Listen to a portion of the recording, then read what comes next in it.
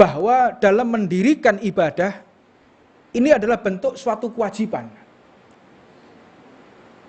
Dan ketika kita mendirikan ibadah bukan hanya untuk menggugurkan kewajiban. Kita sholat, ini bentuk kewajiban, tapi bukan bertujuan untuk menggugurkan kewajiban. Makanya orang itu beribadah ada 3 hal.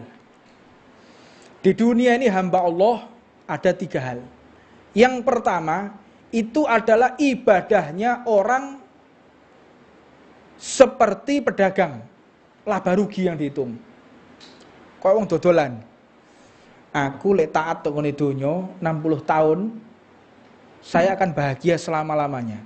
Tapi kalau saya tidak taat di dunia selama 60 tahun, saya akan disiksa selama-lamanya.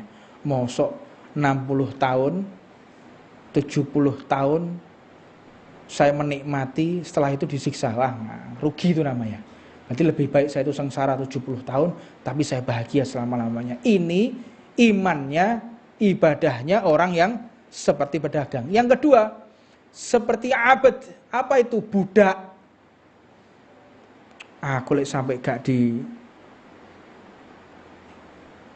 melaksanakan sholat, gak melaksanakan perintah Allah, disiksa habis-habisan. Takut bawaannya. Ini ibadahnya budak gitu. Orang budak. Adapun yang ketiga, ibadahnya orang yang ikhlas, mereka tidak butuh di surga dan mereka tidak butuh juga dan mereka tidak takut atas neraka. Mereka adalah orang-orang yang ikhlas. Karena pernah diceritakan ada satu santri dari seorang murid, seorang habaib, seorang yang memiliki tinggi kedudukannya. Dia seorang bukan habaib tapi memiliki makom khos indallah. Muridnya Habib ini memiliki makom khos sampai dia bisa melihat siapa saja yang sudah dicatat oleh Allah masuk neraka dan siapapun yang masuk ke dalam surga. Akhirnya hijabnya terbuka, dia bisa melihat nama gurunya berada di neraka. Namun si Habib ini namanya di neraka. Terus si murid tadi mulai kendor.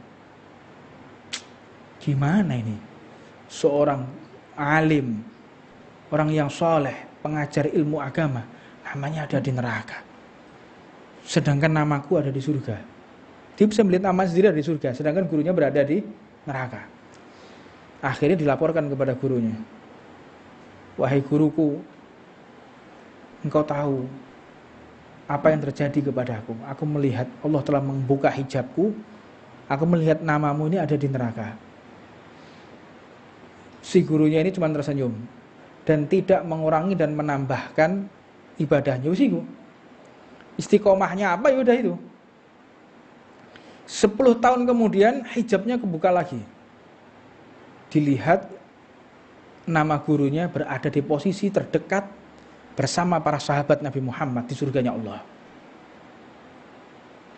Akhirnya ditanyakan lagi, wahai guruku, namamu sekarang berada di dekatnya para sahabat. Kau adalah orang-orang terpilih, orang nomor satunya Allah di kalangan para ulama. Gurunya pun tersenyum. Engkau melihat itu 10 tahun yang lalu. Kalau kamu bisa melihat terus, aku tidak bisa melihat begitu. Kalau kita kira-kira gimana, Pak? Ibadah mempeng, sholat, tapi nama kita masih di neraka. Kira-kira gimana kita? Buyar yo. Gak sembayangan yo. Ini mereka kayak begitu.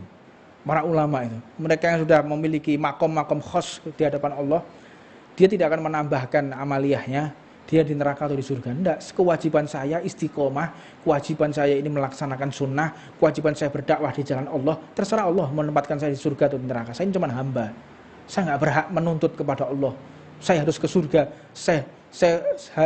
saya menghindar dari neraka. Enggak seperti itu, terserah Allah, saya mau ditempatkan dimanapun. Itu orang-orang yang memiliki kedudukan ikhlas di hadapan Allah Subhanahu wa ta'ala. Ini kita ceritakan untuk apa? Agar kita tahu betapa jauhnya kita dengan mereka. Kita ceritakan seperti ini untuk apa? Untuk evaluasi diri. Sehingga kita tidak sombong lagi atas amaliyah yang telah Allah titipkan kepada kita. Makanya kenapa sih sebaik-baiknya orang kafir itu masih masuk neraka? dan sejelek-jeleknya orang Islam masih masuk surga. Kenapa seperti itu? Karena orang kafir itu tidak mengakui Allah. Orang yang baik sekali, nggak pernah maksiat, dia nggak pernah melakukan perbuatan dosa tapi masuk neraka. Apa sebab? Karena dia tidak mengakui Allah atas apa yang dia lakukan ini ya karena dirinya baik. Dirinya ini mulia, makanya dia berbuat kebaikan.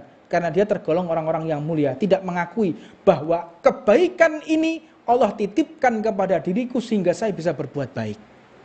Kalau umat Islam mengakui bahwa tidak ada Tuhan selain Allah dan Nabi-Nya Muhammad adalah utusan Allah, kebaikan yang kita lakukan ini adalah gara-gara rahmatnya Allah. Kita tidak bisa duduk tempat ini kecuali rahmat Allah. Kita tidak bisa sholat kecuali rahmat Allah. Kita nggak bisa berbuat baik kecuali rahmat Allah. Mengakui diri kita bahwa kita seorang hamba dan kita melakukan kebaikan karena rahmat Allah, bukan karena kemampuan diri kita yang berbuat baik.